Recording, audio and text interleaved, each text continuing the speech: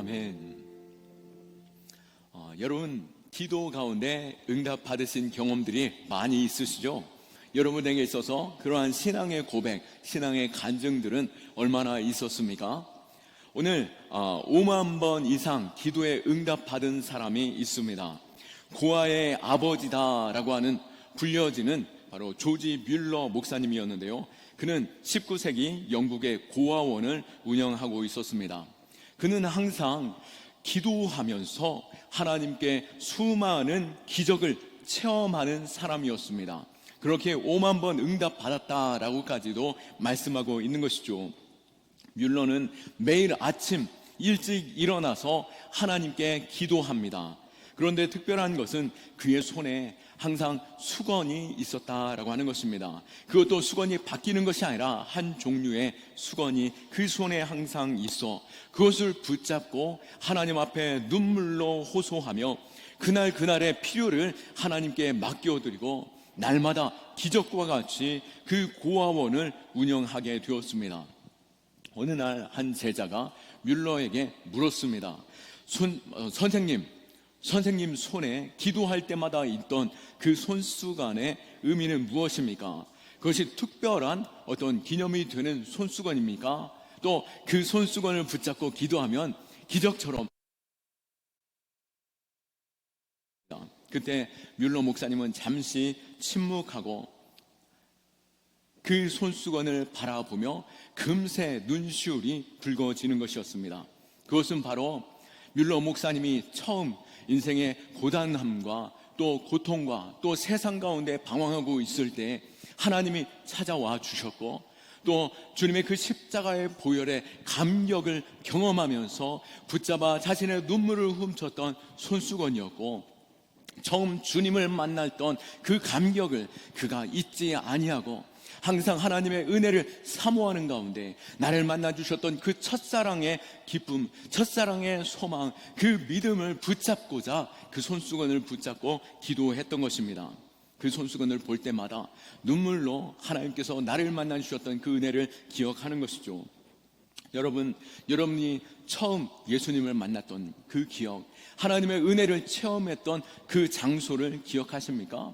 또 특별히 기념이 될 만한 그 시간들에 대한 기억이 있으십니까? 우리가 그 시간을 기억해 보면 그때 하나님 앞에 온전히 내 삶을 맡기기로 고백하고 또 하나님께서 나와 같은 이 죄인의 긍휼을 베풀어 주시고 은혜의 자리로 나오게 하신 그 은혜, 그것이 내 안에 여전히 있길 원하고 또 그 감격 속에서 내가 하나님을 찬송하고 예배하기 원합니다 라고 고백하고 있다라고 한다면 참 감사하겠지만, 우리의 첫사랑을 잃어버리고 그냥 적당하게 신앙생활하고 또 언제 그랬냐는 듯이 그냥 교회만 왔다 갔다 하는 그 신앙에 머물러 있다라고 한다면 우리의 첫사랑, 그 은혜를 기억해 볼 수 있기를 원하고, 또 한 번쯤 내 신앙에 있어서 환기를 필요로 하며 내가 은혜를 받았던 그 자리도 앉아보시고 또 받았던 그 말씀도 한번 붙잡아 보시면서 그때의 감격을 다시 한번 회상해 보며 그 은혜 자리로 기쁨으로 또 감사로 또 사모함으로 나아갈 수 있기를 축원합니다. 우리의 삶에 특별한 경험을 쌓아두는 것, 그것은 우리에게 풍성한 은혜로 채워주고 보상하게 됩니다. 그 시간을 기억해 볼 때에 때로는 그것이 어떠한 어려움을 넘어서는 지혜가 되기도 하고 힘이 되기도 하고 또 정서적인 풍요를 누릴 수 있게도 하는 비밀스러운 보물이 되기도 하는 것이죠. 그 시간을 기억하며 우리가 은혜를 사모할 수 있기를 축원합니다. 오늘 본문에서 이러한 기념적인 사건을 볼 수 있습니다. 전능하신 하나님이 그의 택한 백성들을 이끌어 바로 약속의 땅 가나안으로 들어가면서 첫 관문과 같은 요단강에서 돌을 끄집어 올려서 그 돌이 그 후손들에게도 남길 만한, 또 하나님께서 함께 하시는 그 기적의 돌로서 세워 놓는 것이죠. 이스라엘 백성들을 기억해 보십시오. 이스라엘 백성들이 애굽에서 종으로 포로되어 살아가고 있다가 도저히 은혜 받을 수 없는, 그들에겐 전혀 소망이 없던 그때에 하나님께서는 모세를 통해서 애굽에서 이끌어 내셨습니다. 그리고 홍해 앞에서도 하나님께서는 은혜로 그 홍해를 갈라내어 마른 땅을 건너게 하셨고 젖과 꿀이 흐르는 약속의 땅으로 향하여 나가게 하신 것이죠. 물론 믿음 없음으로 인하여 그들이 즉각적으로 가나안 땅으로 들어가지 못하고 40년의 광야 생활이 있었지만 그 광야 시간 역시 하나님께서 먹이시고 입히시고 이끄심을 날마다 경험하는 기적의 40년 되었었습니다. 그 40년 기간 그 처음 애굽에서 나왔던 1세대들은 다 광야에서 죽게 되고 하나님 앞에 믿음을 보였던 여호수아와 갈렙 그리고 2세대들이 이제 가나안 땅으로 들어가며 요단강 앞에 섰고 이 요단강에서 하나님께서는 그 요단강을 건널 때에 너희가 하나님의 말씀 그 법궤를 어깨에 메고 제사장들로 하여금 매게 하고 그 요단강을 밟아 물속에 들어가면 그 물이 멈추어 서고 너희는 마른 땅으로 건너가게 될 것이다. 그리고 그 기적을 경험하며 그 제사장들이 서 있는 그 자리에서 돌 하나씩을 이 지파별로 끌어올려서 쌓아 올려 그것으로 하여금 기념비 되도록 하게 하신 것입니다. 오늘 우리가 이 기념비적인 그 사건 이것을 보면서 하나님께서는 이스라엘 백성들로 하여금 하나님이 지금까지 그들과 함께 하셨고 약속대로 가나안 땅에 들어가게 하시며 놀라운 기적을 베푸시는 하나님이시다라고 하는 그 증거를 보이게 하신 것이죠. 그런데 우리가 조금 생각해 보면 이스라엘 백성들이 애굽에서 나와 홍해를 건널 때와 이제 광야 생활의 40년을 지나 순종으로 이제 가나안 땅에 들어갈 때 요단강을 건너면서 그들의 그 강을 건너는 바다를 건널 때와 강을 건너는 그 차이가 분명하게 달랐음을 보게 됩니다. 사실 홍해를 건너는 것은 하나님의 은혜로운 기적이었습니다. 은혜로부터 오는 기적이었던 것이죠. 사실 이스라엘 백성들은 어땠습니까? 그들에게 믿음이 있었습니까? 그들은 오합지졸의 종되었고 별 볼 일 없는 이들이었습니다. 그들을 모른 척해도 됐고 그들을 외면해도 됐고 그들이 거기에서 애국 군대에게 쳐 죽어도 어떤 누구도 불쌍히 여길 만한 존재들이 아니었던 것이죠. 그럼에도 불구하고 하나님께서는 자기 백성 삼아 주시며 그들에게 은혜로 모세가 지팡이를 들어 바다로 향하여 들 때에 하나님께서는 바람을 일으키면서 그 홍해를 갈라 마른 땅으로 지나가게 하신 것입니다. 그런데 오늘 이 40년의 광야 생활이 지난 후에 요단강을 건널 때에는 믿음 없던 1세대들은 모두 죽고 이제 믿음의 사람 여호수아와 갈렙 그리고 출애굽에서 광야에서 태어난 이 두 번째 세대들이 애굽 이 가나안 땅으로 들어가게 되는데요. 요단강 앞에서 하나님께서는 말씀의 법궤를 들고 제사장들이 이 요단강을 밟아 그 물속에 발이 들어갈 때 물이 멈추어지게 되는 것을 보게 됩니다. 이것은 무엇이겠습니까? 은혜의 그 기적을 체험했던 그들 안에서 머물러 있는 것이 아니라 이제 가나안 땅에 들어갈 때 너희가 믿음과 순종을 보이는 가운데 그 어려움을 능히 돌파할 수 있기를 바라는 그 믿음을 내게 보이라, 그 순종을 보이라 라고 하시는 그 말씀이 아니겠습니까? 하나님의 말씀을 붙잡고 너희가 나아갈 때 하나님께서 놀랍게 기적을 베풀어 주시겠다라고 하시는 그 약속이 아니시겠습니까? 우리 안에 이전에 우리의 신앙은 하나님의 놀라운 은혜로 감격 속에서 처음 내가 주님을 만날 만한 자격도 없고 은혜를 누릴 만한 자격도 안 되는 사람임에도 불구하고 주님께서 내게 찾아오셨고 이 죄인된 자를 긍휼히 여기시사 주님의 놀라운 은혜로 감격하게 하셨다라면은 이제 우리가 요단강을 건너는 것처럼 하나님의 말씀을 붙잡고 믿음으로 순종하며 어려운 자리라 할지라도 또 죽을 위기라 할지라도 믿음으로 발걸음을 내디딜 때에 우리에게 기적이 있는 그 기념비적인 사건을 경험할 수 있기를 축원합니다. 앞서 조지 뮬러가 경험한 은혜의 손수건, 처음 예수님을 만났고 하나님의 은혜를 체험했을 때에 그 감격을 잊지 않기 위해서 손수건을 붙잡고 기도했다라고 한다면 우리는 더 넘어 더 놀라운 은혜를 날마다 경험할 수 있기를 축원하고, 또 이 조지 뮬러 역시도 날마다 하나님의 도우심과 응답을 구하면서 기적을 체험하게 되었는데요. 조지 뮬러는 한 번도 하나님이 아닌 사람에게 도움을 요청하지 않았습니다. 오직 기도와 믿음으로 고아원의 필요를 채웠는데요. 어느 날 아침 고아원에 더 이상 먹을 음식이 하나도 남지 않을 때가 찾아왔었습니다. 그럼에도 불구하고 뮬러는 모든 아이들을 식탁으로 불러 모아 비어있는 그 식탁에 자리하여 앉게 하였습니다.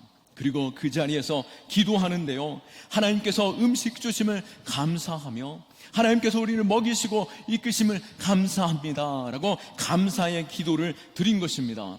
그런데 그 기도가 끝나기도 무섭게 그 고아원을 두드리는 소리가 있었는데요, 누구였겠습니까? 다름 아니라 빵집 주인이 빵을 몽땅 들고 왔던 것입니다. 무슨 일인지 모르겠지만 빵집 주인은 전날 밤에 왠지 빵을 더 구워야겠다라고 하는 그 감동이 있었고, 그 감동 가운데 그 빵을 그날 아침에 가지고 고아원에 기부하게 되었던 것입니다.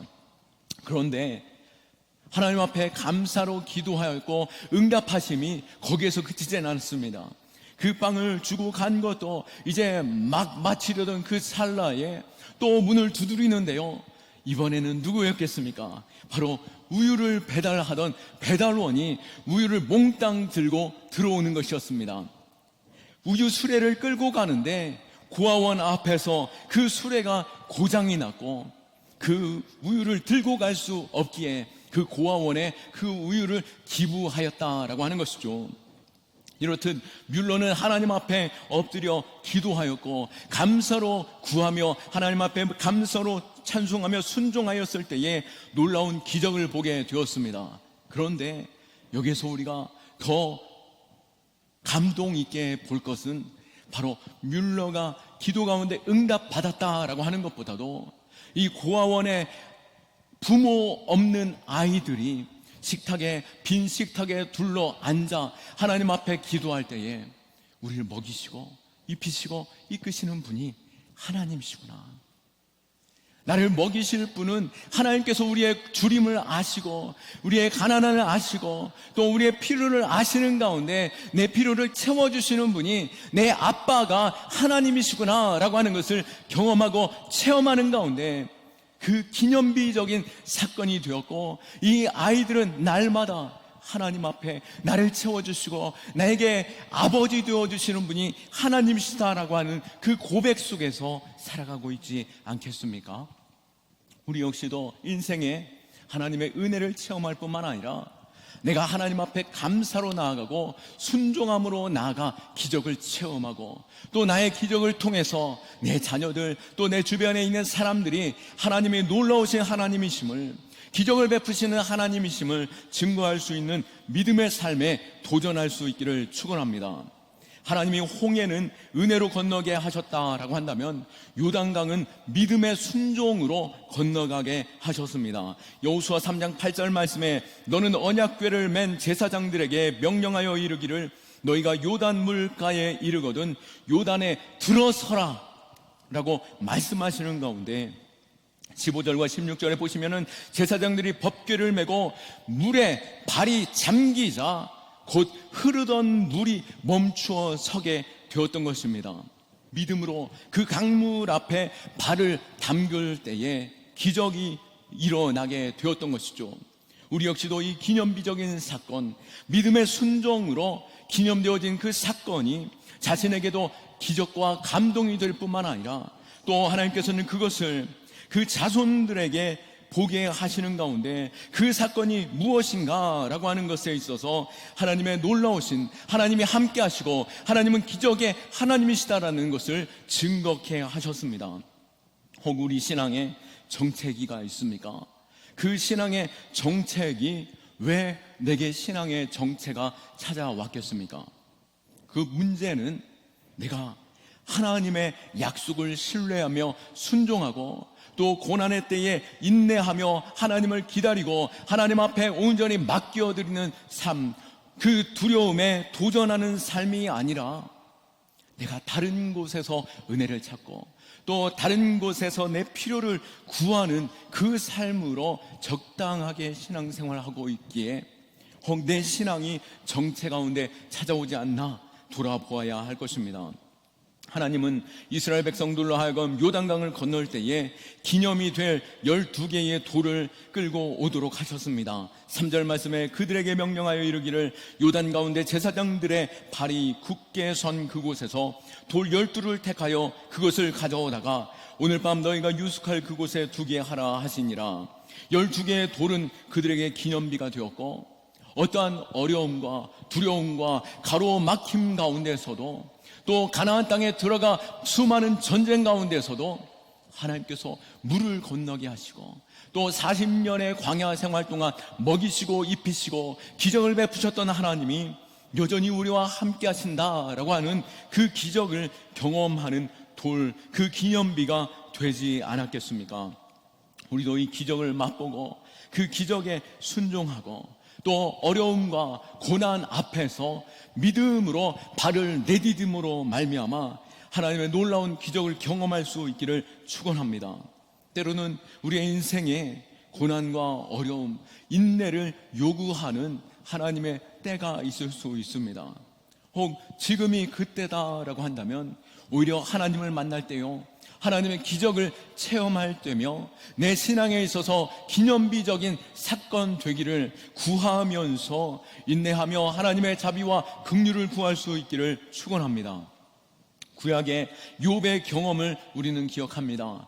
욥이 고난과 어려움 또 이해할 수 없는 그 시련 속에서 묵묵히 하나님의 때를 기다리고 또 아픔과 눈물과 원망하고자 하는 마음이 있었겠지만 끝까지 하나님을 원망하지 아니하고 기다릴 수 있었던 것은 하나님이 어떤 하나님이신지 그가 알았기 때문인 것이고 또 자신의 모든 상황 속에 하나님만이 구원하실 분이심을 그가 믿었기 때문인 것입니다. 결국 인내함으로 인하여 그가 하나님은 참 자비하신 하나님이요 하나님은 참 긍휼의 하나님이심을 깨닫게 된 것이죠. 야고보서 5장 11절 말씀에 보면 보라 인내하는 자를 우리가 복되다 하나니 너희가 욥의 인내를 들었고 주께서 주신 결말을 보았거니와 주는 가장 자비하시고 긍휼히 여기시는 이시니라 라고 말씀한 것처럼 지금 당장은 깨닫지 못하고 이것이 하나님이 나를 잊으셨나 또 하나님이 긍휼함을 왜 내게 베푸시지 아니하시고 나로 하여금 이 고난 가운데 처하게 하실까라고 하는 자가 아니라 오히려 이때에 믿음으로 순종함으로 그 결말에 있어서 하나님이 얼마나 자비로우시고 얼마나 긍휼이 많으신 분이신지 체험하고 경험할 수 있기를 축원합니다. 이 기적을 체험함으로 또 내 삶에 그 기적이 기념비 되고 간증됨으로 말미암아 이스라엘 백성들이 그 기적 기념비적인 그 돌 바라보며 이후에 이스라엘의 후손들과 이방인들이 물을 때에 이 돌들이 무엇입니까? 라고 말할 때 하나님이 우리와 함께 하셨고 하나님이 기적을 베풀었습니다. 또 내 인생의 그 고단함과 어려움을 돌파하는 가운데 기적적인 그 삶의 기념비적인 경험을 하게 된다라고 한다면 후손들이 우리에게 묻겠죠. 많은 사람들이 우리에게 물을 때 하나님이 내게 일을 행해 주셨습니다. 하나님이 붙들어 주셨고 하나님이 보호하여 주셨고 하나님이 자비와 긍휼을 베풀어 주셨으며 나의 하나님은 전능하신 하나님이심을 내가 경험했습니다. 모든 막다른 길을 하나님이 열어주셨습니다. 그러한 고백이 우리 안에 있을 수 있도록 기념비적인 사건을 우리 안에 있기를 축원합니다. 도입 부분에서 조지 뮬러가 처음 하나님을 만났던 그 감격 속에 기념이 되었던 그 손수건, 그것도 우리에게 소망이 되고 또 우리 마음 가운데 도전될 수 있겠지만 날마다 하나님을 체험하며 하나님이 도우심을 경험하고 또 그 하나님의 도우심을 경험하는 것뿐만 아니라 자신을 통하여서 그 기도를 통하여서 고아된 자녀들이 하나님이 아빠 되심을 신뢰하고 그 기념인적인 사건으로 경험했다라고 한다면 우리 역시도 날마다 그러한 기적과 같은 삶을 통해서 증거하는 삶이 되어야 하지 않겠습니까? 우리 입술에서 내가 신앙 고백을 할 때, 나 때는 말이야, 이전에 우리는 말이야, 그러한 먼지 쌓인 신앙의 간증이 아니라 오늘도 고단한 중에, 또 고통 중에, 눈물 중에, 탄식 중에 하나님의 나를 만나주시고 위로해 주시고 또 이 모든 어려움들을 돌파하는 그 경험 속에서 기념비적인 사건들을 우리의 자손들에게 또 주변 많은 사람들에게 증거할 수 있도록 우리가 믿음의 순종으로 하나님께서 말씀하시는 그 자리로 도전하고 넘어서고 돌파할 수 있는, 믿음으로 그 요단강 안으로 뛰어 들어갈 수 있는 저와 여러분 될 수 있기를 축원합니다. 다윗이 시편 34편 8절 말씀에서 너희는 여호와의 선하심을 맛보아 알지어다 그에게 피하는 자는 복이 있도다 라고 고백하였습니다. 이 말씀은 사무엘상 21장에서 다윗이 블레셋 아기스 왕 앞에서 미친 척하고 쫓겨난 후에 기록된 시편이었는데요, 그가 사무엘상 21장에 보시면은 사울에게 쫓김을 당하면서 도저히 내가 이렇게 살아갈 수 없구나 라고 고백하며 사울을 피하여 이스라엘의 적되었던 블레셋으로 도망하게 되었습니다. 블레셋으로 피하면 도저히 사울이 쫓아오지 못할 것이라고 생각했던 것이죠. 그런데 어떻게 되었습니까? 바로 블레셋의 아기스 왕이 그를 이가 다윗이 아닌가라고 요청하는 가운데 그를 붙잡아 죽이려고 했던 것이죠. 그때 다윗은 자신은 다윗이 아니다라고 하는 것을 표현하기 위해서 미친 척하면서 대문을 손가락으로 박박 긁고 또 침을 흘리면서 그 수염에 침이 적셔지는 그 수치 가운데 도망하는 일들이, 그 굴욕적인 사건을 경험하게 되었던 것입니다. 그 후에 그가 하나님을 맛보아 보아라, 그 하나님의 그 선하심을 맛보고 그에게 피해 보아라. 아무리 젊은 사자라도 굶주릴지라도 너희가 하나님께로 피할 때에 복을 얻고 부욕해 될 것이다 라고 고백하며 시를 쓴 것이죠. 우리는 고난의 때에, 시련의 때에 누구에게로 피합니까?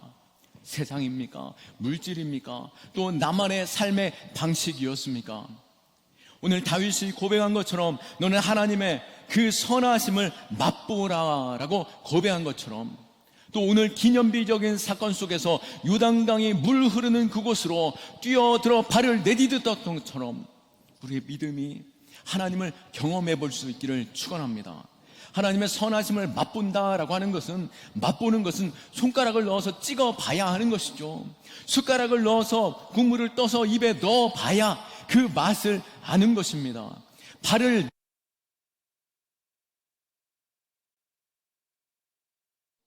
하나님 믿습니다 라고 하면서도 말로만 믿습니다 라고 고백하지, 내가 믿음으로 도전하지 않는다 라고 한다면 그 하나님은 힘없는 하나님이요 무기력한 하나님이요 내 기도를 듣지 아니하시는 하나님인 것이죠. 내가 하나님 앞에 도전할 수 있는, 순종으로 도전하고 그 하나님의 선하심을 맛볼 수 있는 신앙으로 나아가기를 축원합니다.